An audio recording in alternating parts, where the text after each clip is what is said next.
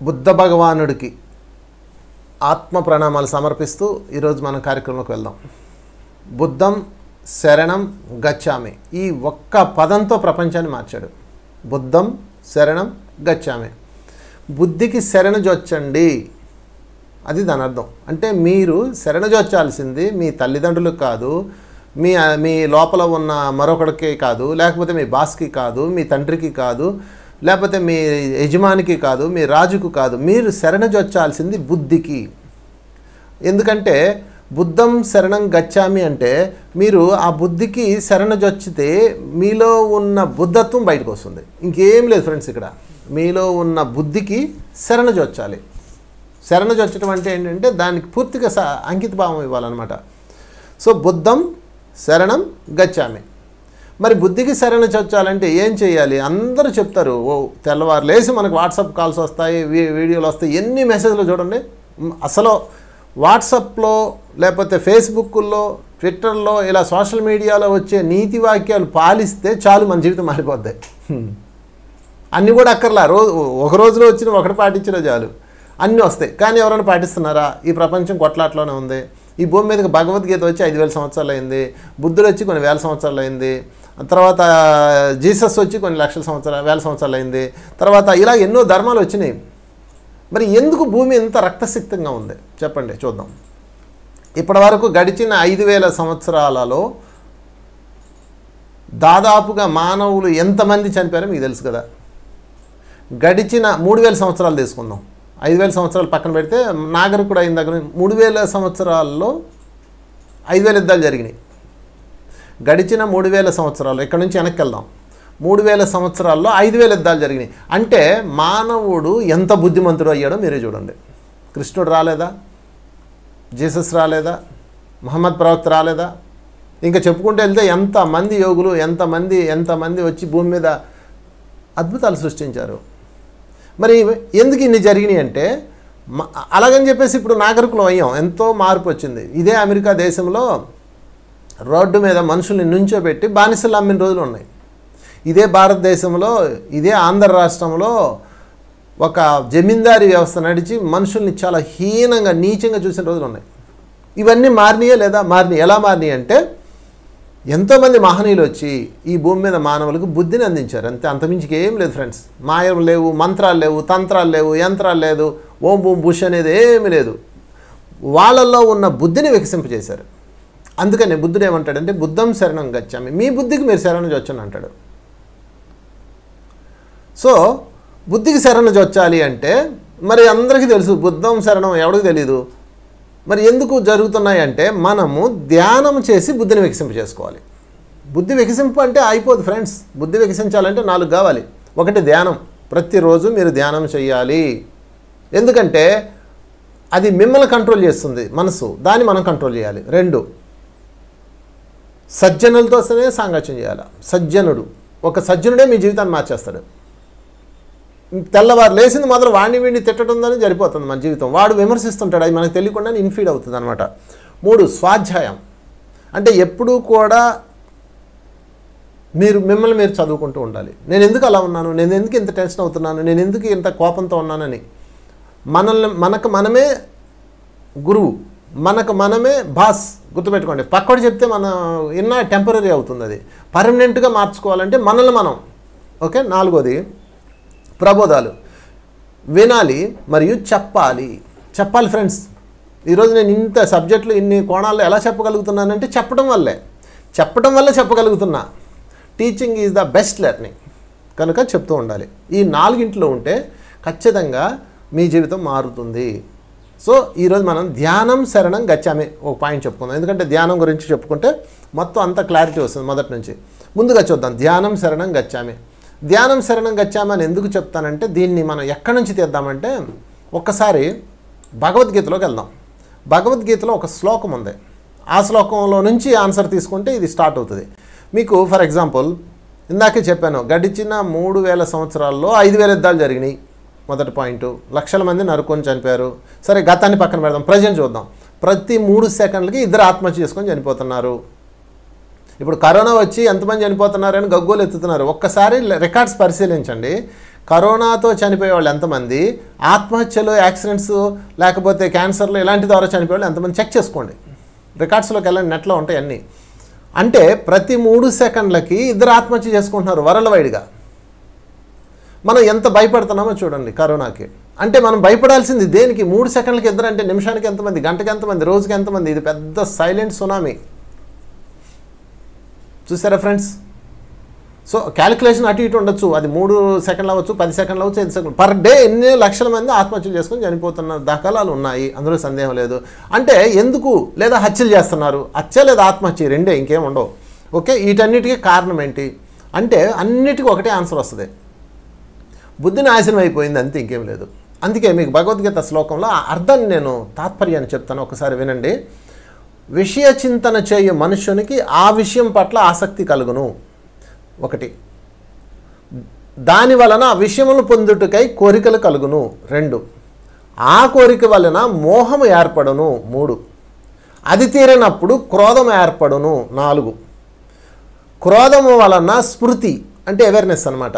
స్మృతి అంటే ఎరుక. ఓకే, చిన్న భిన్న మగును. స్మృతి భ్రష్టమైనందున బుద్ధి నశించును, 6th one. బుద్ధి నశించడం వల్ల మనుష్యుడు తన స్థితి నుండి పతనమగును. 7 points మై డియర్ ఫ్రెండ్స్. ఎంత క్లియర్గా ఉందో చూడండి భగవద్గీతల శ్లోకంలో. సో ఫ్రెండ్స్, ఇక్కడ ఏం చెప్తున్నాడంటే విషయ చింతన చేయడం అన్న దగ్గర ప్రారంభమయ్యి తన స్థితి నుండి పతనమగును అక్కడికి వచ్చింది. అంటే విషయ చింతన అంటే ఏంటి?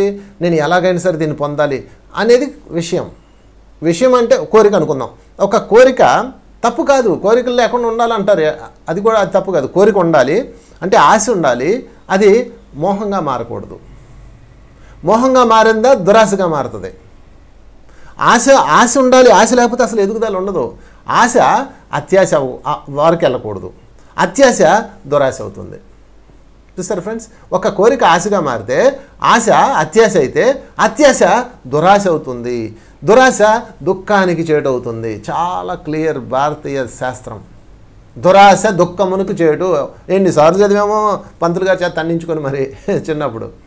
దురాశ దుఃఖమునకు చేటు చదవలేదా, రాయలేదా మనం ఫ్రెండ్స్? కనుక భగవద్గీతలో క్లియర్గా ఉంది. అంటే మనుష్యుడు స్థితి పతనం అవడం అంటే బుద్ధి నాశనం అయింది. స్థితి పతనం అవడం అంటే హత్య చేయడం, ఆత్మహత్య అవడం అంటే అది మనిషిలా మర్చిపోతాడు తను. ఓకే, బుద్ధి నశించింది. బుద్ధి నశించడానికి కారణం ఏంటి? స్మృతి అంటే అవేర్నెస్ కోల్పోయింది. మీకు చిన్న ఎగ్జాంపుల్ చెప్తాను.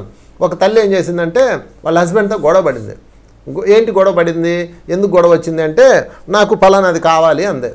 నేను ఎవరు పో అన్నాడు, తేనుపో అన్నాడు. తేనుపో అంటే తేవా నువ్వు ఏదో సచ్చినోడు ఏదో సంథింగ్ వాళ్ళిద్దరి మధ్య ఆర్గ్యుమెంట్ స్టార్ట్ అయింది. అలా నెమ్మది రేచుకుంది. రేచుకొని నువ్వు కానీ ఇలా చేసావంటే నేను చస్తాను అందే. చస్తే చావు అన్నాడు. వెంటనే బయట ఆడుకుంటున్న పిల్లవాడిని పిలిచింది. బారే బాబు, అరే చిన్ని రారా, కన్నా రారా అని పిలిచింది. ఆదివారం కదా, అమ్మ అప్పిచ్చిలు పెడతాను అనుకోని పాపం పరిగెట్టుకొని వచ్చాడు. వాడు అయితే హాస్టల్లో ఉంటాడు అసలు యాక్చువల్గా. ఇది రియల్గా జరిగింది. అప్పుడు పరిగెట్టుకొని రాగానే ఇవేం చేసిందంటే రారా ఈ ఇంట్లో ఉండడం కన్నా చావడం బెటర్ అని వాడు లాక్కుపోయింది. లోపలికి లాక్కుపోయి కిరసనాలు తీసి వాడి మీద పోసింది, ఆమె పోసుకుంది, అగిపలు గీసింది. అంతే. ఇదంతా కలిపి జస్ట్ 1 minute జరిగిపోయింది. ఆ బాబు 80% కాలిపోయాడు, ఆమె 30% ఎంతో కాలింది. ఆ బాబు కోమాలోకి వెళ్ళిపోయాడు. హాస్పిటల్లో గ్రిల్లో పెట్టారు వాడిని. ఆ తల్లేమో ఏడుస్తూ ఉంది. నా కొడుకు నేనే చంపానని ఏడుచుకుంటూ ఉంది. ఒక 7 రోజులు 8 రోజులు ఉంటే బాబు చనిపోయాడు ఆ నరకం అనుభవించి. ఓకే, సో ఫ్రెండ్స్, ఎందుకు జరిగింది ఇది చెప్పండి? ఆ తల్లి కదా. మీరు ఒక్కసారి ఆలోచించండి, ఎలాంటి భయంకరమైన తల్లి, అబ్బా పిల్లోని ఎలా చంపింది అంటారు. నిజంగా ఆ తల్లి చంపుతుందా? మీరు చెప్పండి, చంపదు. మరి ఎందుకు జరిగిందంటే ఆ టైంలో తన స్థితి నుండి పతనమైంది. అదే పిల్లోడికి జ్వరం వస్తే రాత్రంతా ఒళ్ళో పెట్టుకొని జో కొట్టే ఆ స్త్రీ ఈరోజు ఎందుకు అలా చేసింది? ఎందుకు అలా చేసిందంటే తన స్థితి నుండి పతనమైంది. చక్కటి ఆన్సర్ ఇప్పుడు నేను చెప్పిన శ్లోకం. తన స్థితి నుండి పతనమైంది. ఏంటి తన స్థితి? నేను తల్లిని అన్న స్థితి నుండి పతనమైపోయింది. ఓకే, దానికి కారణం ఏంటి అంటే ఈ శ్లోకం కింద నుంచి పైకి వెళ్దాం. దానికి కారణం ఏంటి? బుద్ధి నాశనం అయిపోయింది. బుద్ధి ఎందుకు నాశనమైంది? స్మృతి చిన్నాభిన్నమైంది. స్మృతి అంటే ఏంటంటే అవేర్నెస్. నేను ఇలా చేయొచ్చా చేయకూడదా అన్న అవేర్నెస్ కోల్పోయింది. సో దానికి కారణం ఏంటి? క్రోధం. క్రోధం ఎందుకు వచ్చింది? వ్యామోహం వల్ల వచ్చింది. వ్యామోహం ఎందుకు వచ్చింది? కోరిక అయి వచ్చింది. కోరిక ఎందుకు కలిగింది? విషయ చింతన చేయడం వల్ల వచ్చింది. చూసారా 7 పాయింట్స్. విషయ చింతన అంటే ఏంటంటే మెటీరియల్ మీద దృష్టి. ఇక్కడ అసలు కథ ఉంది కనుక ఇవన్నీ వదిలేయండి, సన్యాసం తీసుకోండి అని చెప్పేది కొంతవరకు. సరే అలా తీసుకుందాం. పోనీ సన్యాసుల్లో కొట్లాటలేవా? అసలు భూమి మీద మీకు జరిగిన యుద్ధాల్లో 80% యుద్ధాలు ఈ ఆధ్యాత్మిక వ్యక్తుల మధ్య జరిగినాయి. బుద్ధుడు యొక్క సంస్థానంలో ఎన్ని శాఖలు వచ్చినాయో చూశారు కదా మీరు. హీనయానం, మహాయానం. తర్వాత శంకరాచార్యుల బ్యాచ్ వచ్చింది. వాళ్ళు బుద్ధ భక్తులు ఎంతమంది కొట్టుకున్నారు మీకు తెలుసా మై డియర్ ఫ్రెండ్స్? తలకాయలు తెగి బంతుల్లా దొల్లిని. ఏంటి సన్యాసుల మధ్య జరిగిన యుద్ధాలు ఇవన్నీ ఏంటి ఇంకా అందులో ఉంది. కనుక విషయ చింతన చేయడం అంటే సన్యాసం కాదు. విషయ చింతన చేయడం అంటే అన్నీ వదిలేయడం కాదు. విషయ చింతన చేయాలి, విషయాన్ని చూడాలి, చింతన చేయకూడదు. అది భగవద్గీత ఆన్సరు. ఇది అర్థం కాక భగవద్గీతను పట్టుకొని అన్ని సన్యాసం చేసేసి జీవితాన్ని పారేసి నేను ఆ ప్రభు సేవలో గడుపుతున్నాను అనుకొని టెంపుల్స్లోకి వెళ్ళిపోయిన యువకులు ఎంతోమంది ఉన్నారు కోకొల్లలో. చాలా బాధ వేస్తుంది వాళ్ళని చూస్తే, జాలి కూడా వేస్తుంది. నన్ను ఒక ఆమె తీసుకెళ్ళింది ఒక టెంపుల్కి, పేర్లు చెప్పలే. వాళ్ళ దగ్గర తీసుకెళ్తే వాడు ఆ ఆలయంలో బెంగళూరు దగ్గర ఉన్న పెద్ద టెంపుల్ అది కృష్ణ మందిరం. అక్కడికి వెళ్తే వాడికి ఒక ఐడి ఇచ్చేశారు. వాడి పేరు లేదు, గుండు చేశారు, సన్యాసి అయిపోయాడు.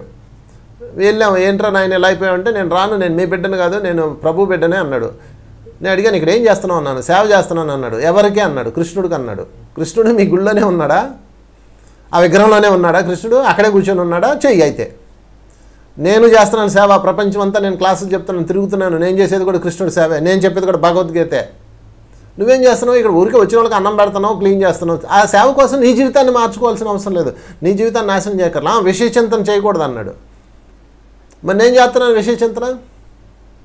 కనుక మై డియర్ ఫ్రెండ్స్, విషయ చింతన, విషయాలు అంటే కోరికల్ని వదలకూడదు. కోరికలు ఉండాలి, అది అందుకే ఆశ ఉండాలి, అది దుఃఖంగా మారకూడదు. దురాశ దుఃఖంగా మారకూడదు. అందుకని ఆశ ఉండాలి. ఆశ లేకుండా ఎట్లా అవుతుంది? ఆశ ఉంటుంది. ఆశని దురాశ చేయకుండా ఉండాలి. దురాశ చేయకుండా ఉండాలంటే ధ్యాన శక్తి కావాలి. ఇది అసలు కీ పాయింట్. అందరూ దురాశ ఉండద్దు అంటారు. ఉండకుండా ఎట్లా ఉంటుంది? ఆశ ఉంటుంది, అది దురాశగా అవుతుంది, అది దుఃఖం అవుతుంది. అవ్వకుండా ఉండాలంటే ఏంటంటే ఇది ఎవడో కంట్రోల్ చేసేది కాదు, మనం కంట్రోల్ చేసేది. అందుకని దురాశ దుఃఖంగా మారకుండా ఉండాలంటే మధ్యలో ధ్యాన శక్తిని పెట్టాలి. అంటే నీ మీద నీవు కంట్రోల్ సిస్టమ్ తెచ్చుకోవాలి. అది ధ్యానమే చేస్తుంది. ఏ గురువు నీకు ఇవ్వలేడు, ఏ దైవం ఇవ్వలేడు. ఇచ్చేలకైతే కృష్ణుడు మహాభారతంలో అందరికి ఇచ్చేయాలి కదా, ఆ దుర్యోధనకి ఇచ్చేయాలి కదా. ఎందుకు ఆ హత్యలో చేయించాడు చెప్పండి. అంటే దీని అర్థం ఏంటంటే ఎవడిని వాడే ఉద్ధరించుకోవాలి. That is key point of spirituality my dear friends.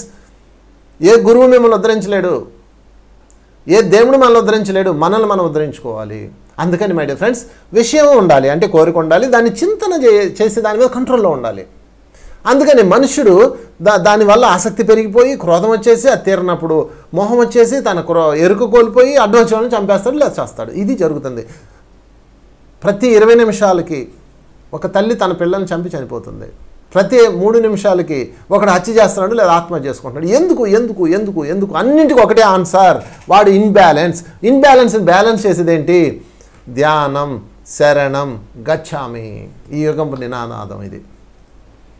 ధ్యానాన్ని చెయ్యండి, అది మీకు అన్నీ ఇచ్చేస్తుంది.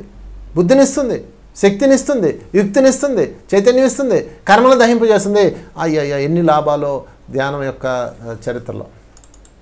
అందుకే ఫ్రెండ్స్ ఈరోజు మరలా మనం ఈ పాయింట్ మీద క్లియర్గా చెప్పుకుందాం. ధ్యానము ఏం చేస్తుంది అంటే మనల్ని మండిపోకుండా చేస్తుంది. మీకు ఒక 5 జీవుల గురించి చెప్తాను. ధ్యానం వల్ల లాభాలు చెప్పే ముందు అసలు నష్టాలు తెలుసుకుందాం. మన జీవితం వల్ల నష్టాలు. మీకు తురంగం అంటే తెలుసు కదా. తురంగం, పతంగం, మతంగం, మీనం, భృంగం అనే 5 క్యారెక్టర్స్ ఉంటాయి ఈ జంతుజాలంలో. తురంగం, మతంగం, పతంగం, మీనం, భృంగం. ఓకే, ఈ 5 క్యారెక్టర్స్ మన లోపల ఉంటాయి. ఈ 5లో ముందు తురంగం గురించి చెప్దాం. తురంగం అంటే లేడీని తురంగం అంటారు. ఇదేం చేస్తుందంటే శ్రవణం ద్వారా దగ్గరకు వచ్చేస్తుంది. అంతే, వేటగాడు వేసేస్తాడు. లేడీ శ్రవణం ద్వారా వస్తుంది. అందుకే దానికి సరైన శబ్దాన్ని పడితే ఇలా ఇలా ఇలా ఆలకించి దొరుకుతుంది. లేకపోతే అది అసలు లేడీని మీరు పట్టుకోగలరా? హై స్పీడ్లో జంప్, అది పులికే దొరకదు అది లేడీ. అందుకని శబ్దం కాకుండా వెళ్ళి పట్టుకుంటుంది ఆ లేడీని. సో లేడీ దేనికి ఆకర్షింపబడుతుంది అంటే మీరు దానికి సంగీతం ద్వారా కానీ వేణునాదం ద్వారా కానీ ప్రత్యేకమైన కూతల ద్వారా కానీ దాన్ని లాగేస్తారు, దాంతో అది బలైపోద్ది. ఓకే. 2 మతంగం. మతంగం అంటే అడవి ఏనుగు అనమాట. ఏనుగు దేనితో దగ్గర అవుతుంది తెలుసా? స్పర్శాసుఖం. దానికి ఏనుగుని ఇలా దువ్వారా అది మీకు స్పర్శ అయిపోతుంది. అంటే స్పర్శాసుఖం ఎక్కువ కోరుకుంటుంది ఏనుగు. అందుకని ఏనుగు ఎప్పుడు కూడాను చెవులను ఆడిస్తూ ఉంటుంది అనమాట. ఆ చెవులు ఆడించడం ద్వారా అది స్పర్శాసుఖాన్ని పొందుతుంది. ఓకే. అక్కడ అది బలైపోతుంది. ఆ మావటివాడు దాన్ని స్పర్శించి అంకుశంతో పొడవడు, అంకుశంతో దాన్ని స్పర్శిస్తుంటాడు. దాని స్పర్శ పాయింట్ అక్కడ ఉంటుంది అనమాట. ఓకే. దాన్ని కంట్రోల్ చేస్తూ ఉంటాడు. యాక్చువల్గా పొడిచాడు అనుకోండి, ఏనుగును తోలేవాడు చూడండి, నా చెవులు పట్టుకొని ఇలా ఇలా ఇలా అంటుంటాడు. దాని కంట్రోల్ వ్యవస్థ అంతా స్పర్శ ద్వారా ఉంటుంది. ఎందుకంటే ఆ స్పర్శకి పడిపోద్ది, అందుకని దాన్ని కంట్రోల్ చేస్తుంటాడు. అంతేగాని పొడవడం ద్వారా కదా, పొడిస్తే తొండంతో తీసుకెంత పారేస్తుంది. అంటే ఆ మావటివాడు ఎక్కడ దాన్ని టచ్ చేస్తే అది సైలెంట్ అయిపోద్ది అక్కడే చేస్తాడు. ఓకే. తర్వాత అలాగే అది బలైపోతుంది. అంటే లేడేమో శబ్దం ద్వారా బలైపోతుంది, ఏనుగేమో మతంగం అంటే ఏనుగేమో స్పర్శ ద్వారా బలవుతుంది. తర్వాత పతంగం అంటే కీటకాలు ఆ కంటి చూపు ద్వారా బలైపోతాయి. ఫర్ ఎగ్జాంపుల్ మీరు హోటల్స్లో వాటిల్లో చూసుంటారు, ఒక రేడియేషన్ది అల్ట్రావైలెట్ మిషన్స్ ఉంటాయి. లోపల లైట్ వెలుగుతుంటుంది, బ్లూ కలర్ లైటు. ఆ చుట్టుపక్కల ఉన్న ఈగలు అలాంటివన్నీ ఆ లైట్ని చూసి ఆకర్షించి లోపలికి వస్తాయి. అంతే, అక్కడ ఉన్న గ్రిల్ కరెంట్ ఉంటుంది కదా, టప్ అని చనిపోద్ది. అది చాలా చోట్ల పెట్టి ఉంటాయి, ఆ పురుగుల్ని ఈగల్ని చంపేయడానికి అది పెడతారనమాట. అంటే అది అట్రాక్ట్ అవుతుంది అనమాట. అలాగే దీపం పెట్టండి, చాలా పురుగులు జీమని వచ్చి ఆ దీపంలో పడి చనిపోతుంటాయి, దీపం పురుగులు అనమాట. అంటే ఇవన్నీ దేనితో పతనం అవుతున్నాయి? కంటి చూపుతో పతనం అవుతున్నాయి. ఇక 3వది మీనం తీసుకుందాం, అంటే చేప అనమాట. చేప దేనికి టెంప్ట్ అయిపోతుంది, బలవుతుంది? టేస్ట్కి. దానికి సముద్రంలో బోల్డంత ఉంది డాటా, బోల్డంత భగవంతుడు సృష్టించాడు కదా. కానీ కొత్తగా కనపడ్డ దాని మీద అది గ్యాలంలో ఉన్న చిన్న ఎర్ర ఉంటుంది కదా, గ్యాలానికి చిన్న పురుగును కట్టి వదులుతారు, నీళ్ళు వేస్తారు. అది చూసి అది వెళ్ళి టపకం పట్టుకుంటుంది. దానికి భూమి మీద ఉన్నది జాలతో అది కావాలి. దాని ప్రపంచంలో ఎన్నో ఉన్నాయి, అయితే దాని దృష్టి దాని మీద ఉంటుంది అనమాట. పట్టుకోగానే ఇంకంతే, దాని నోట్లో గాలం గుచ్చుకుంటుంది, బలైపోతుంది మీనం. ఇక తర్వాత భృంగం అంటే తుమ్మిద దేనికి బలవుతుంది? సువాసనకి. తుమ్మిదలు చూడండి, ఎక్కడెక్కడ ఉన్నాయి పూలల్లో ఉన్న మకరందం దాన్ని ఆకర్షించేస్తుంది, అది వెళ్ళి చక్కగా తాగుతుంది. మీరు పద్మం అంటే కొన్ని ఫ్లవర్స్ ఉంటాయి అన్నమాట, అది లోపలికి వెళ్ళిపోయి ఉండిపోయిన తర్వాత తాగుతూ మత్తు వచ్చి అక్కడ పడిపోద్ది. తర్వాత రూల్స్ ప్రకారం పువ్వు విచ్చుకుంటుంది, ముడుచుకుంటుంది కదా, ఆ ముడుచుకున్నప్పుడు లోపల చనిపోద్ది. ఇంకా కొన్ని మాంసాహారం ఫ్లవర్స్ కూడా ఉన్నాయి, చెట్లు ఉన్నాయి. అవి ఏం చేస్తాయి, లోపల పురుగులు వాటిని ఆకర్షించి దాని లోపల జెల్లను రిలీజ్ చేస్తాయి, ఆ జెల్లలు అంటుకొని చనిపోతాయి. మన ర్యాట్ ప్యాడ్ ఉంటుంది చూడండి, ఎలకలను పట్టుకునే ప్యాడ్, అలాంటి ప్యాడ్ ఫ్లవర్స్లో ఉంటుంది, అది అక్కడ చనిపోద్ది. ఆ యొక్క కీటకం నుంచి అది మినరల్స్ తీసుకుంటుంది. ఇది ఒక సృష్టి. అంటే ఫైనల్గా 5 రకాలు మనల్ని నాశనం చేస్తాయి. ఒకటి సౌండ్ ద్వారా, అంటే లేడీలాగా. 2 స్పర్శసుఖం కోసం, అంటే మన స్పర్శసుఖం ద్వారా మనం నాశనం, అదొక నాశనం. 2వది కంటి చూపుతో, అంటే కంటికి కనపడ్డ వాటన్నిటి పట్ల అట్రాక్ట్ అయ్యి. 3 గాలం, ఎర అంటే ఆశ అనమాట, అదిగో దాన్ని తినేద్దాం అని. 4 సువాసన ద్వారా. సో ఇలాగా మనలో ఉన్న, అంటే వినడం ద్వారా, స్పర్శ ద్వారా, అండ్ వెలుతురు అట్రాక్షన్ ద్వారా, అండ్ రుచి ద్వారా, అండ్ బంధించబడడం ద్వారా, వాసన ద్వారా. ఇవన్నీ కీ ఆఫ్ ద నాశనం చేసేవి. అంటే ఓకే, ఇప్పుడు అట్లయితే ఇక చూడొద్దబ్బా, ఎందుకు ఈ గోళ, చూడొద్దు, ఇటు పెట్టేసాం. మరి ఎందుకు ఉంది ఇంకా కళ్ళు? స్పర్శించద్దబ్బా, అమ్మో అసలు డోంట్ టచ్ అన్నాం. మరి ఎందుకు ఉంది నీకు స్పర్శ? చెప్పండి. ఇవన్నీ డేంజర్ అయితే భగవంతుడు పెట్టడు కదా. నేను గుర్తుపెట్టుకోండి ఫ్రెండ్స్, నిన్ను నాశనం చేసేది ఏది ప్రకృతి దగ్గర ఉంచదు, అది ప్రకృతి యొక్క అద్భుతం. నీకు అవసరం లేనిది ఏది నీ దగ్గర ఉంచదు. అంటే నీకు ఇవన్నీ ఉన్నాయంటే ఏంటి అర్థం? అవసరము. అయితే అది ఎంత తీసుకోవాలి, ఎంత తీసుకోకూడదు, ఎంత ఉండాలి, ఎంత ఉండకూడదు అనే దాని మీద మనం చూసుకోవాలి. ఇది ముఖ్యమైనది. అందుకని ఈ 5 సెన్సింగ్స్, ఈ 5 జీవుల గురించి మీకు నేను ఎగ్జాంపుల్గా చెప్పాను. లేడీ, అడవి ఏనుగు, కీటకాలు, చేప, తుమ్మిద, అవన్నీ మనలోనే ఉంటాయి.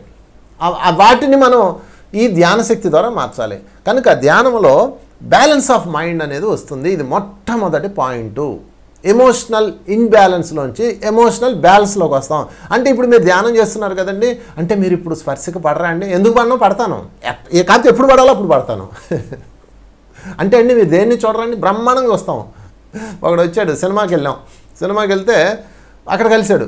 సార్ గురుగారు మీరు సినిమాలు కూడా చూస్తారా అన్నాడు. అందులో బ్రహ్మాండమైన తెలుగు సినిమా రవితేజది ఫుల్ ఎక్స్పోజింగ్తో డ్యాన్సులు నడుస్తున్నాయి.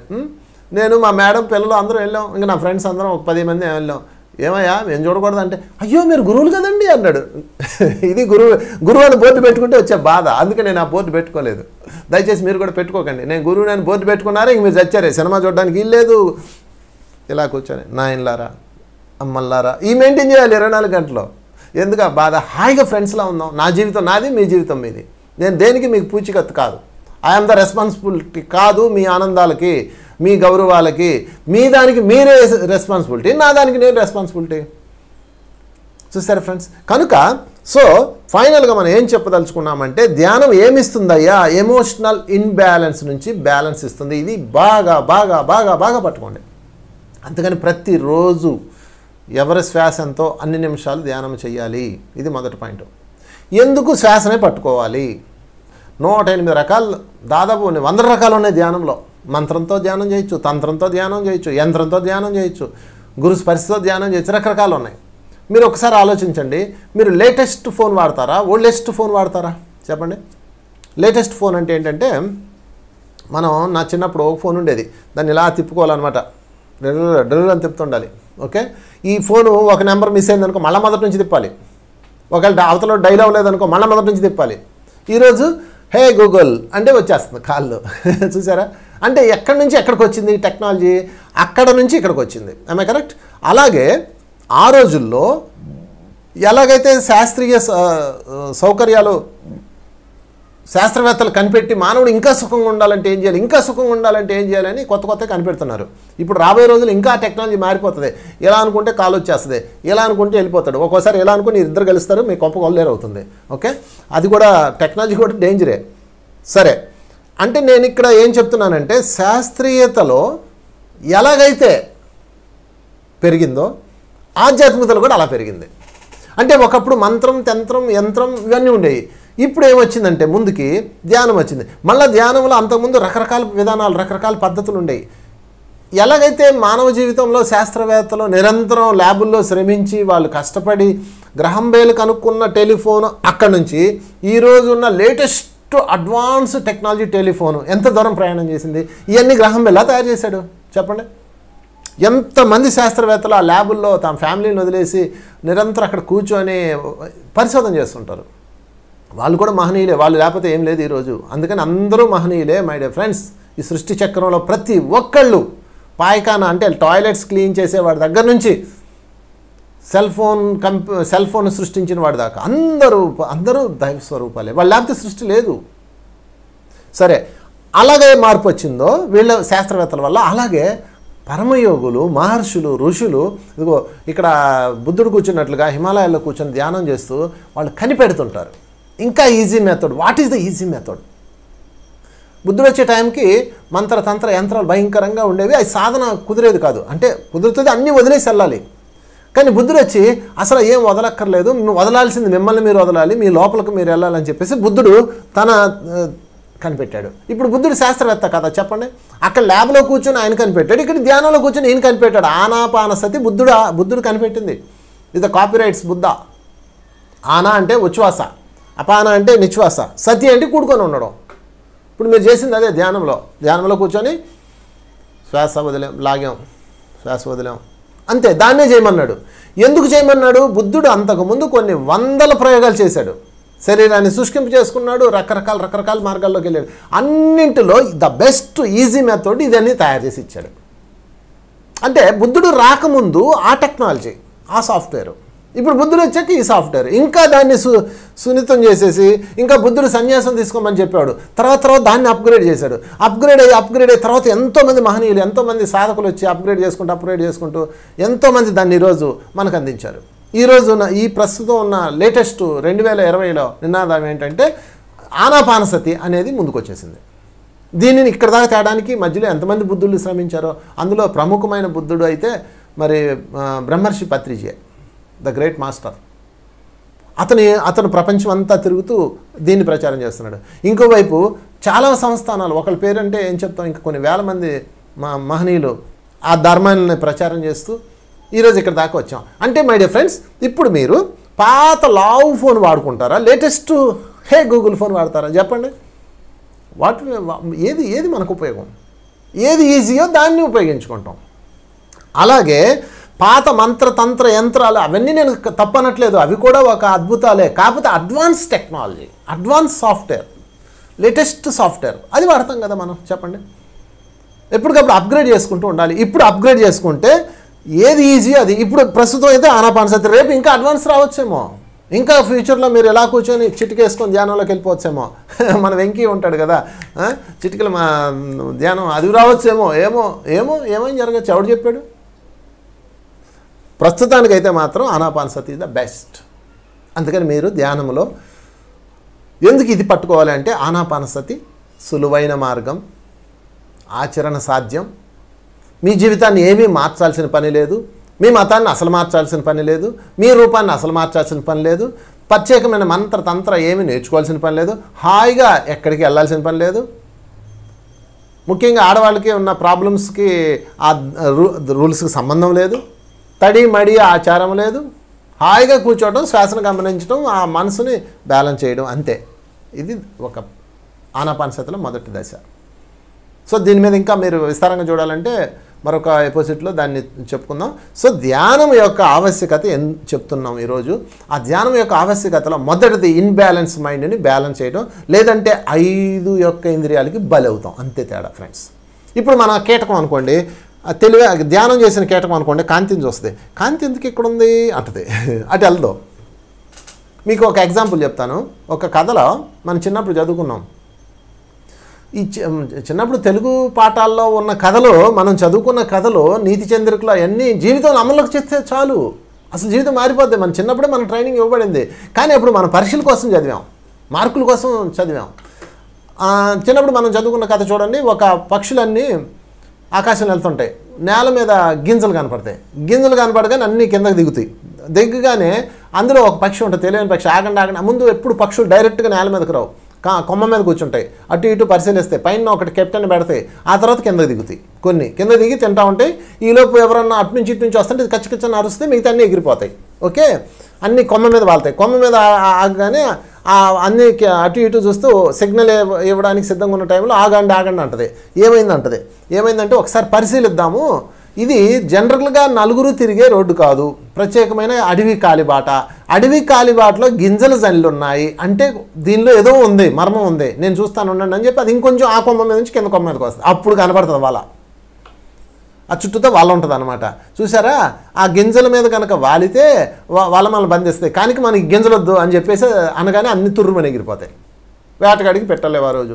అంటే ఆ కంటి చూపు ఆకర్షించింది అక్కడ ఉన్న బియ్యం గింజని, అది తిందామని ఆశ కలిగింది. ఆశ కలగగానే అందులో ఉన్న పక్షి అది బ్యాలెన్స్ చేసింది, మిగతా అన్నీ వెళ్ళిపోయినాయి. అందులో కొన్ని వేనని పక్షులు అంటే అలా ఆలోచిస్తే అసలు బతకలేము, నర్మై అని చెప్పి దూకేస్తాయి.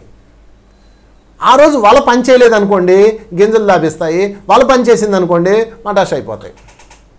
అందుకని ఇక్కడ అదృష్టాల మీద ఆధారపడి ఉంటుంది. అదృష్టాలు దురదృష్టాల మీద ఆధారపడడం రైటా, అది సెకండరీ, దాని మీద దృష్టి పెట్టద్దు. మన విచక్షణ మీద ఆధారపడడం రైటా చెప్పండి. అందుకని దురదృష్టాలను పక్కన పెట్టేసి విచక్షణ పట్టుకోవాలి పక్షిలాగా. అది కంటి చూపు మీద ఎగ్జాంపుల్ చెప్పాను. రుచులు 5 ఈరోజు మీకు నేను చెప్తాను. ఈ 5 మళ్ళీ నా ఫటాలు మనం మించేస్తాయి. అందుకని రుచులు, ఈ రుచి ద్వారా ఎంత నష్టపోతున్నాం చూడండి, టెంప్ట్ అయిపోతున్నాం చూడండి. తిండికి నాశనం చేస్తుంది ఆహారము లిమిటేషన్లో తీసుకుంటే అది మీకు శక్తిని ఇస్తుంది. ఆహారం లిమిటేషన్ దాటితే ఏమవుతుంది మీకు తెలియదా ఫ్రెండ్స్? నేను ప్రత్యేకంగా చెప్పాలా, ఈరోజు ఆహారం మీద వచ్చినంత ఇన్ఫర్మేషన్ దేని మీద రాలేదు. మాంసాహారం తింటే అది ఏమవుతుంది చెప్పండి. మీరు మాంసాహారం తిని ఒకసారి బాత్రూమ్కి వెళ్ళండి, మీ బాడీలోంచి స్మెల్స్ ఏ విధంగా ఉంటాయి చూసుకోండి మీరే, నేనెందుకు చెప్పడం. శాకాహారం తిన రోజు మీరు ఎంత స్వచ్ఛంగా ఉంటుంది మీ బాడీ. కనుక ఆహారము, నోటికి తగిలే ఆహారము నాశనం చేస్తుంది, అది విషమవుతుంది. అదేవిధంగా కంటి చూపు నచ్చిందల్లా ఏలు పెడితే అది నాశనం చేసింది. కనుక ఈ పంచ జంతువుల నుంచి మనం పంచ విషయాలు తెలుసుకొని ధ్యానము ద్వారా ఏది తినాలి, అలాగని చెప్పి ఆహారం తిన్నాను నేను అనకూడదు. ఏది తినాలి, ఏది చూడాలి, ఏది అంటుకోవాలి, ఏది వాసన చూడాలి. ఊరికే జస్ట్ చూద్దామని చెప్పేసి మీరు వాసన చూడండి, మత్తు మంది వాసన చూడండి, ఏమైతే డామని పడిపోతాం. అంటే మన యొక్క విచక్షణ ఎవరిపరచాలి అన్నిటికీ ద హెడ్ విచక్షణ మై డియర్ ఫ్రెండ్స్. విచక్షణ ఖడ్గం. దాన్నే emotional balance mind, intellectual intelligence, emotional intelligence రెండు ఉంటాయి మనకి. ఎమోషన్ని రెచ్చగొట్టేస్తుంటుంది, రెండు మెదడులో ఒక పార్ట్ ఏమో రెచ్చగొడుతుంటుంది, దా కమాన్ కమాన్ అంటది. ఈ రెండోదేమో ఆగు ఆగు ఏం తెలియదు నోర్మయి అంటుంటుంది. ఈ రెండు దాన్ని ఎరుగుపరచడమే బుద్ధి, దాన్ని ఎరుగుపరచడమే ధ్యానం. ఇంకేం లేదు ఫ్రెండ్స్ ఇక్కడ చెప్పడానికి. కనుక ధ్యానం అత్యంత విలువైనది. ధ్యానం చేయడం వల్ల ఏం లాభాలు ఉన్నాయో చూద్దాం, అవి పరిశీలించుకొని క్లోజ్ చేద్దాం. 1, ధ్యానం వల్ల లాభాలు ఏకాగ్రత కలుగుతుంది. పాయింట్ నెంబర్ 1 ఏకాగ్రత. ధ్యానం వల్ల ఏకాగ్రత ఎట్లా వస్తుందండి? ధ్యానానికి ఏకాగ్రతకు సంబంధం ఏంటంటే, మీరు మామూలుగా ఫోన్ చూస్తున్నారు. ఈ మధ్యకాలంలో చాలామంది గుర్తుండట్లా, అవేర్నెస్ కోల్పోయి అటుపోయి ఇటుపోయి అటు వస్తుంటారు. మా అబ్బాయి మొన్న ఏం చేశాడు, వాడిని అరే మంచిలు తేరా అన్నాను. నేను టీవీ చూస్తున్నాను, మా పెద్దోడేమో ఫోన్ చూసుకుంటున్నాడు, వాడు ట్యాబ్లో ఆడుతున్నాడు. అరే మంచిలు తేరా అన్నాను. అలాగే డాడీ అని ట్యాప్ పక్కన పెట్టి కబుకు లోపలికి వెళ్ళి గ్లాస్ తెచ్చి వాళ్ళ అన్నయ్యకి ఇచ్చాడు. వాడి ఏకాగ్రత అది. నేను అలా చూస్తున్నాను. వాడు నేను ఎప్పుడు అడిగాను రా అన్నాడు. పక్కనే మళ్ళా ఆడు అటు కూర్చుంటాడు ఇటు కూర్చుంటాడు. చూసారు ఏకాగ్రత ఏమైంది, డ్యామేజ్ అయింది. దానికి కారణం ఏంటి అంటే, మన యొక్క ఈ 5 ఇంద్రియాల తాలూకా చైతన్యాన్ని ఒకే చోట పెట్టాం. చూసారా? అందుకని ధ్యానం చేసినప్పుడు ఏమవుద్దంటే, first switch off phone, switch off everything. దానివల్ల మన పంచేంద్రియాలు, ఇందాక చెప్పుకున్న 5 ఇంద్రియాలు వేటి అవి ఛార్జ్ అవుతాయి. అంతే, ఇంతమించి ఏం లేదు ఇక్కడ. ఛార్జ్ అవుతాయి అంటే కళ్ళు ఛార్జ్ అవుతాయి, స్పర్శ ఛార్జ్ అవుతుంది, ఆ అవేర్నెస్ వచ్చేస్తుంది. అందుకని ఏకాగ్రత. 2 జ్ఞాపక శక్తి. జ్ఞాపక శక్తి పెరుగుతుంది ధ్యానం ద్వారా. ఈ జ్ఞాపక శక్తి అనగానే అట్టయితే మొన్న మీకు చిన్నప్పుడు వచ్చిన విషయం చెప్పండి, పద్యం చెప్పండి అంటే ఎవడు చెప్పలేడు. జ్ఞాపక శక్తి అంటే అది కాదు, ఏది అవసరమో అది జ్ఞాపకం ఉంచుకునే శక్తి. జ్ఞాపక శక్తి అంటే నన్నే అడగాలి మీరు వచ్చి. ఎందుకంటే బస్సు ఎక్కి నేను ఊరి పేరు మర్చిపోయాను, తెలుసా మీకు? ఎవడికి చెప్పుకొని నేను బస్సు ఎక్కాను, కండక్టర్ వచ్చాడు, టికెట్ అన్నాడు. అంటే నేను ఈస్ట్ గోదావరి క్లాస్కి వెళ్తున్నా. వాడు వచ్చి టికెట్ అన్నాడు. అనగానే అప్పుడే ఫోన్లో ఎక్కడ దిగాలండి అన్నారు. రాజమండ్రిలో బస్సు ఎక్కండి, ఒక ఊరు ఉందన్నమాట, ఆ ఊరు మురమండ అన్న ఊరు, అక్కడ దిగండి, మా ఊరు ముందు దిగండి, నేను అక్కడ నుంచి వచ్చి తీసుకెళ్తాను అన్నాడు. ఓకే అండి అన్నాను. నేను ఫోన్ పెట్టాను. ఈ పక్కన కూడా మాట్లాడుతున్నాడు. సరే ఫోన్ పెట్టేసిన తర్వాత ఆయన వచ్చాడు, టికెట్ అన్నాను. సార్ ఎక్కడికి అన్నాడు. ఎక్కడికా అంటే అడ్రస్ ఉంది బ్యాగ్లో ఎక్కడో ఉంది, అది ఊరు పేరు గుర్తురాల నాకు. ఓకే, ఎందుకంటే నేను కొత్త అటువైపు వెళ్ళను. సరే అయితే మీరు ఏమండి ఏమనుకోకుండా ఈ బస్సు ఎక్కడికి వెళ్తుందో ఒక్కసారి చదవండి, లిస్టు చదవండి అన్న, ఎందుకంటే గుర్తు వస్తుంది కదా. కండక్టర్ ఆయనకి ఏగాదిగా చూసి ఒక్కొక్క పేరు చదువుకుంటే వెళ్ళాడు. ఇక్కడ నుంచి 5వ స్టాప్ అండి, 6వ స్టాప్ అనండి, చదవండి అంటే 1వ స్టాప్ 2, 3, 4, 5, 6 అదేనండి మొరమండి అండి అర్థం. అనగానే ఆయన టికెట్ చెప్పి ఆయనకి సీరియస్గా చూడి ఏం చేస్తారు మీరు అన్నాడు. ధ్యానం చెప్తుంటానండి అన్న. ఎందుకండి అన్నాడు. జ్ఞాపక శక్తి కోసం అండి అద్దా. ఆయనకి సీరియస్గా చూసి వెళ్ళిపోయాడు. అంటే జ్ఞాపక శక్తి అంటే అన్నీ గుర్తుంచుకోవడం కాదు ఫ్రెండ్స్, అవసరమైంది గుర్తుంచుకోవటం. మరి నేను అక్కడ ఎందుకు గుర్తుంచుకోలేకపోయానంటే, నేను ఈ పక్కోడితో మాట్లాడతా, అలాగే ఓకే అని ఫోన్ పెట్టేశాను. మళ్ళీ ఫోన్ చేద్దామంటే సిగ్నల్ లేదు, ఇలా బుక్ అయిపోతుంటాం అనమాట.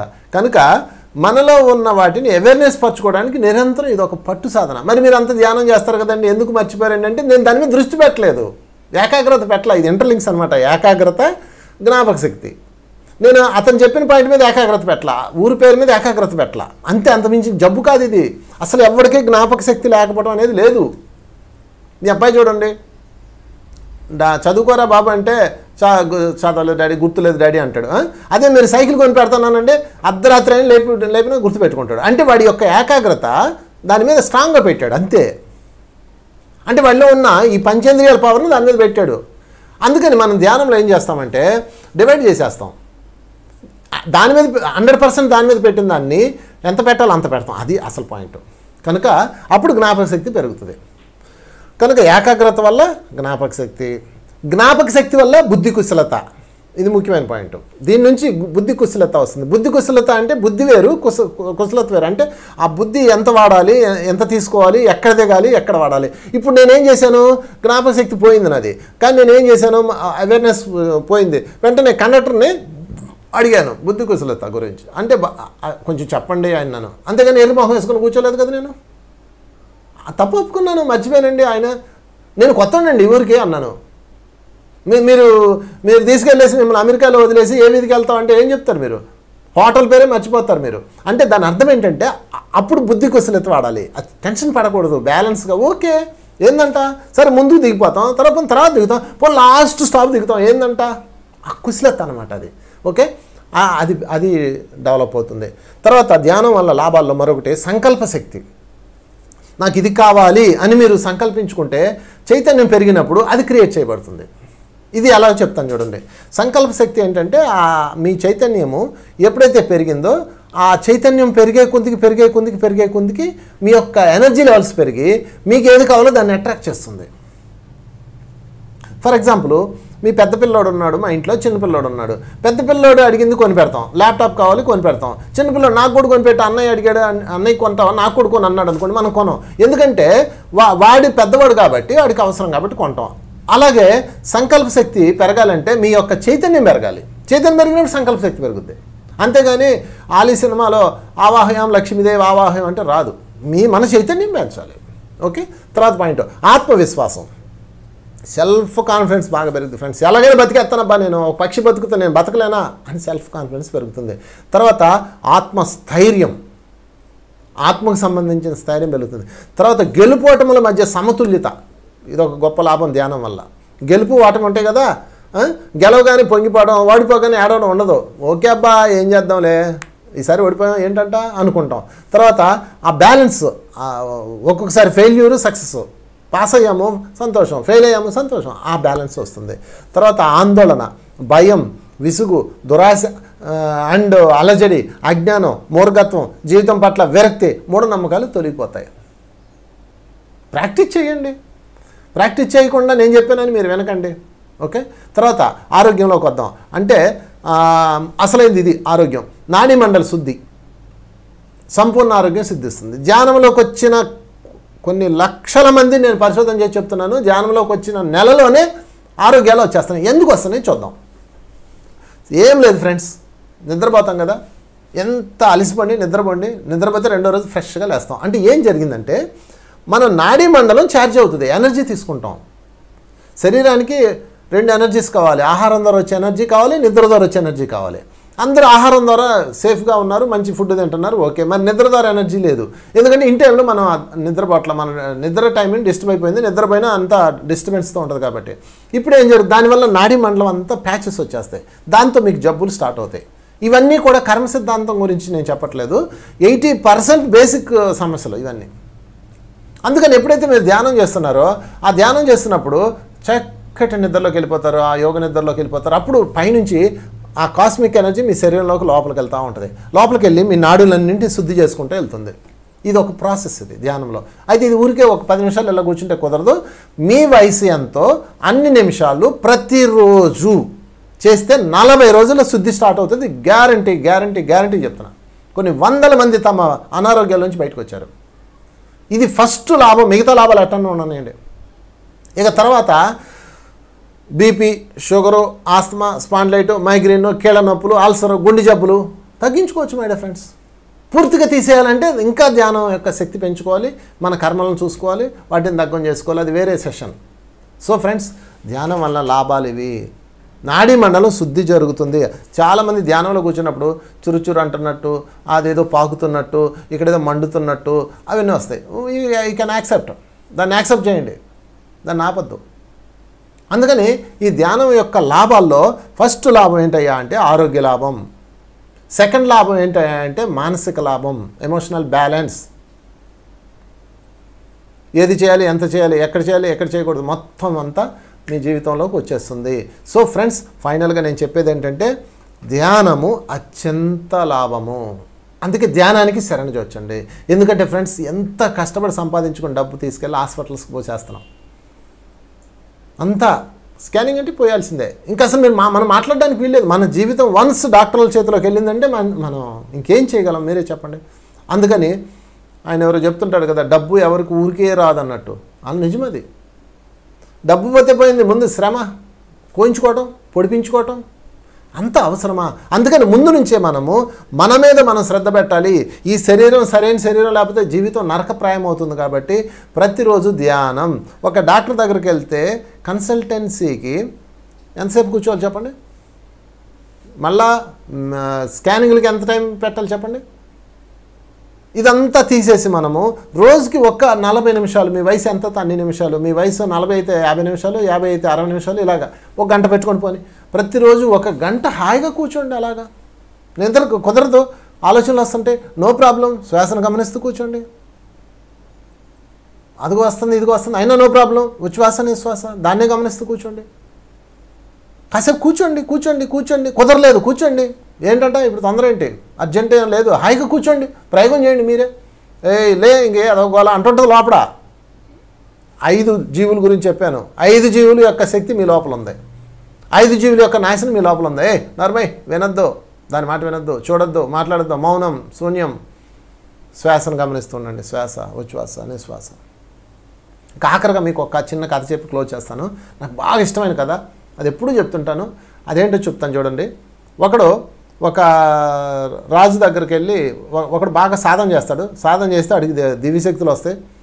వాళ్ళ గురువు దగ్గరికి వెళ్తాడు. గురువు చెప్తాడు, నువ్వు ధ్యానంలో అద్భుతమైన సాధించానైనా, ఎంతో శక్తి వచ్చింది నీకు, దీంతో ఏదైనా సంకల్పించుకోవచ్చు, సృష్టించుకోవచ్చు అంటాడు. సరే అని చెప్పేసి వాడికి పొలం పనులు ఉంటాయి అన్నమాట. ఒకరోజు ధ్యానంలో కూర్చొని బ్రహ్మదేవుని పిలుస్తాడు. ఆయన వచ్చి ఏం కావాలని అడుగుతాడు. నాకు ఒక పవర్ ఇవ్వు, శక్తినివ్వు, అది దాంతో నేను పని చేయించుకోవాలి అంటాడు. అయితే నా దగ్గర ఒక భూతం ఉంది, దాన్ని తీసుకుపో. కానీ దానికి మహా ఆకలి. పని అంతా అయిపోయిన తర్వాత అది ఆకలి, దానికి పనికి ముందు తినదు. పని అయిపోయిందా దాన్ని ఖాళీగా ఉంచావో నేను చెప్తానే వస్తాయి. ఖాళీగా ఉంచుకున్నంత పని ఉంటే తీసుకెళ్ళంటాడు. నా దగ్గర బోర్డు ఉందని చెప్పి తీసుకొస్తాడు. తీసుకొచ్చి అన్ని పనులు చెప్తాడు. అది అన్ని పనులు టక టక టక చేసేస్తుంది.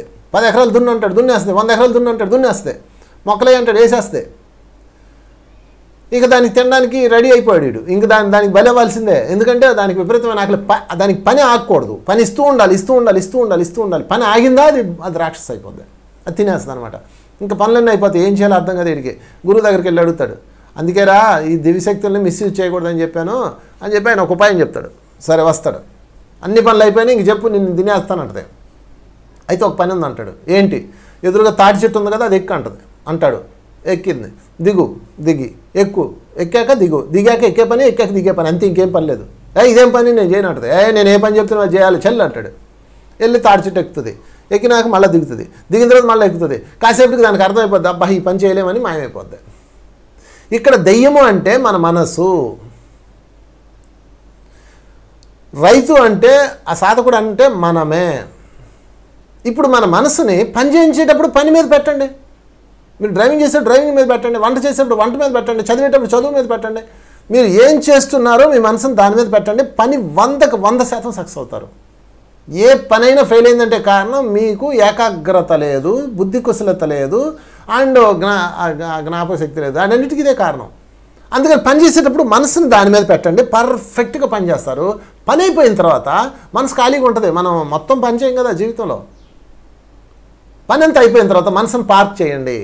ఎక్కడ పార్క్ చేయాలి? ఇదిగో తాడి చెట్టు, ఉచ్ఛ్వాస నిశ్వాస. అందుకని మీరు ధ్యానంలో కూర్చోండి. మీ మనసు అన్న దయ్యం ఏంద్రా ఖాళీ కూర్చున్నావు, అదేమన్నా తెలుసా నిన్ను, అక్కడ ఏమైందో తెలుసా, తిరుగుతుంటుంది లోపల. రేయ్ ఏంట్రా ఇదే టైము, పర్సనల్ ప్రైవసీ టైం, చెట్టెక్కు అనండి, చెట్టెక్కించండి. వాడు చెప్పిన మాత్రం వినకండి. ఒక్కసారి విన్నారా ఇంకా తీసుకుపోతుందా రాక్షసి. ఉచ్ఛ్వాస నిశ్వాస. మళ్ళీ మధ్యలో అది కాదు, నోర్మి ఎక్కు, ఉచ్ఛ్వాస నిశ్వాస. మీ మనసే మళ్ళీ అది ఎవడో కాదు. అలాగని చెప్పేసి అసలు అని చంపేద్దామండి, గోలంతా ఎందుకు అనుకున్నారు. వాళ్ళు లేకపోతే మీకు జీవితం లేదు, రాక్షసులు లేకపోతే జీవితం లేదు. మై డియర్ ఫ్రెండ్స్, చందమామ చూసినా అలాగే ఉంటారు, రోబోలా ఉంటారు. కనుక మన బతుకు రోబో కాదు, మన బతుకు మనసుతో ఉండాలి. మనం ఆ మనసుతో ఆనందించాలి, మనసుతో చూడాలి, మనసుతో మాట్లాడాలి. మనసు ద్వారానే స్పర్శిస్తాము. స్పర్శ మనసు ద్వారానే, చూడడం స్పర్శ ద్వారానే, వింటూ మనసు ద్వారానే. కనుక ఈ మనసు అత్యంత అద్భుతం. ఆత్రేయ అంటాడు మనసున్న మనిషికి సుఖము లేదంతే అంటాడు. నేనేమంటానంటే అది నిజమేనేమో, కానీ మనసు లేని మనిషికి సంతోషం లేదు. అందుకని మనసు ఉండాలి. సుఖం కన్నా సంతోషం గొప్పది మై డియర్ ఫ్రెండ్స్. సుఖం లేకపోయినా బతికేయచ్చు, కానీ సంతోషం బతకలేము. కనుక జీవితం యొక్క టార్గెట్ ఏమిటయ్యా అంటే సంతోషం. సంతోషం లేని జీవితమేనా? ఆ సంతోషాలకి బ్యాలెన్స్ చేసే, సంతోషాలకి కారణం మనసు, సంతోషాలకి నాశనం మనసే. అందుకని సంతోషాల్లో ఉన్నప్పుడు సంతోషాల్లో ఉంచండి. సంతోషం పక్కకి వెళ్ళినప్పుడు అంటే పని అయిపోగానే దాన్ని పార్క్ చేయండి. అంటే ఖాళీగా ఉన్నప్పుడు కళ్ళు మూసుకొని శ్వాసను గమనిస్తూ కూర్చోండి. కొన్నాళ్ళకి ఈ పార్కింగ్ ప్రాక్టీస్ అయ్యాక అప్పుడు మనసు రా పని చూడు, పని అయిపోయింది కదా ఎక్కువ అనాలి. అంటే నీ మనస్సు నీ మాట వినేలా వచ్చేస్తుంది మై డియర్ ఫ్రెండ్స్. అది ధ్యానం యొక్క గొప్పతనం. అందుకని మరొకసారి చెప్తున్నాను, ప్రతిరోజు ఎవరి వయసు ఎంతో అన్ని నిమిషాలు శ్వాసను గమనిస్తూ ధ్యానం చేయండి. చేయగా 40 రోజులు, ఒక్క రోజులో కాదు, అసలు మ్యాక్సిమం 10 రోజుల్లో మీకు తేడా తెలిసిపోద్ది. ఏదో ఒక టైం, నో ప్లేస్, ఎప్పుడైనా ఎక్కడైనా ఎలాగైనా. ఏమండి భోజనం చేయొచ్చా? నీ ఇష్టం నాయన. ఏమండి కూర్చొని చేయొచ్చా? పడుకొని కూడా చేయొచ్చా? పడుకోకూడదు నాయన. పడుకుంటే మరి నిద్ర అయిపోద్ది కాబట్టి కూర్చొనే చేయాలి. ఏమండి వజ్రాసనం వేయాలా? ఎక్కర్లేదు నాయన. హాయిగా కూర్చొని ఆయన సినిమా ఎలా చూస్తారు మీరు? హాయిగా సినిమా ఎలా కూర్చొని చూస్తారు? సినిమా అలా చూడండి, ఏం పోయా. కాకపోతే వేళల్లో వెళ్ళి పెట్టుకోండి, పాదాలు క్రాస్ చేసుకోండి, హాయిగా కూర్చోండి. నిటారుగా పెట్టాలి, మూతి ఎత్తాలి, గుండె ఎత్తాలి ఏం లేవు. మీకు ఎత్తాలనుకుంటే ఎత్తుకోండి. విశ్వామిత్రుడు అడవిలోకి వెళ్ళాడు, కూర్చున్నాడు చెట్టు కింద కూర్చున్నాక యాక్చువల్గా రూల్స్ ఉంటాయి కదా వాళ్ళకి. నిటారు కూర్చున్నాను. వాళ్ళ గురువు ఎప్పుడు చెప్పుకుంటాడు కదా, తల ఎత్తి పెట్టుకుంటాడు. మూతి పైకి ఉండాలి అంటే నిటారుగా ఉండాలి, ఇలాగా తల ఎత్తి పెట్టాడు. కరెక్ట్గా అప్పుడు కాకే ఉంటుంది పైన, టాప్ అని రెట్టేస్తాం మొహం మీద. చెట్టు కింద మొహం ఎత్తి పెట్టుకుంటే రెట్ట కాక ఏమేస్తుంది చెప్పండి? ఏం అక్కర్లేదు నాయన, హాయిగా కూర్చోను ఆయన. స్థిర సుఖ ఆసనం, స్థిరంగా కూర్చో, సుఖంగా కూర్చో, కళ్ళు మూసుకో, శ్వాసను గమనిస్తుండు. ఆ తర్వాత ఏం జరిగిందో జరగని, నీకేంటి గోల. మళ్ళీ ఏమంటే శ్వాస ముక్కు దగ్గర గమనించాలా, ఇక్కడ గమనించాలి, అన్నీ పని చేసేవాడికి ఎట్టటి రావు. పని ఎగ్గొడ్డాం అనుకున్నాడు కొత్త ఉంటాయి. నన్ను చావగొడుతుంటారు ఫోన్లు చేసి, సార్ ఇప్పుడు శ్వాసను గమనించమన్నారు కదా, ఎవరు శ్వాస సార్ అంటాడు ఒకడు. ముక్కు చివరండి, ముక్కు పైన అండి, ముక్కు లోపలండి, ఎక్కడో చోట గమనించిన ఆయన దాని ప్రవాహం చూడండి ఆయన, అది వెళ్తుంది వస్తుంది. కాదండి కడుపు కింద కదండి అంటాడు ఒకడు. ఏమి లేవు మై డియర్ ఫ్రెండ్స్, కంగారు ఏమి లేదు, హాయిగా కూర్చోండి, స్థిరంగా కూర్చోండి, శ్వాసను గమనించండి. గాలి ఎంత పరిమళం ఉంది, what a beautiful life, what a happy life. ఉచ్ఛ్వాసని శ్వాస, ఉచ్ఛ్వాసని శ్వాస, ఉచ్ఛ్వాసని శ్వాస, ఉచ్ఛ్వాసని శ్వాస. నో మంత్రం, నో తంత్రం, నో యంత్రం, నో దైవరూపం. అవన్నీ పెట్టుకున్నారు అక్కడే ఉంటారు, ముందే చెప్తున్నా. అవన్నీ తప్పని నేను అనట్లా, ఇంకా అడ్వాన్స్డ్ అండి, ఈజీ మెథడ్స్ ఇవన్నీ. అప్పట్లో చచ్చేవాళ్ళు ఇవన్నీ చేయలేక గుండు కొట్టించుకొని, ఇప్పుడు అక్కర్లా. ఓకే, కనుక మై డియర్ ఫ్రెండ్స్ హాయిగా అలా కూర్చొని ధ్యానం చేస్తూ నెమ్మదిగా నాడీ మండల శుద్ధి స్టార్ట్ అవుతుంది. ఒక జర్కులు వస్తాయి. ఇంకా అక్కడ నుంచి మీ అనుభవాలు మీకు వస్తాయి. ధ్యాన అనుభవాల్లో మీరు ఆ సెషన్లో తెలుసుకోండి.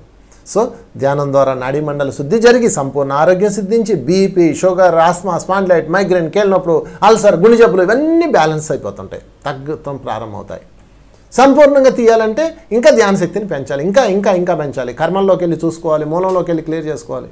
అది మరొక సెషన్లో చెప్పుకుందాం ఫ్రెండ్స్. ఫైనల్గా ధ్యానం శరణం గచ్చామి.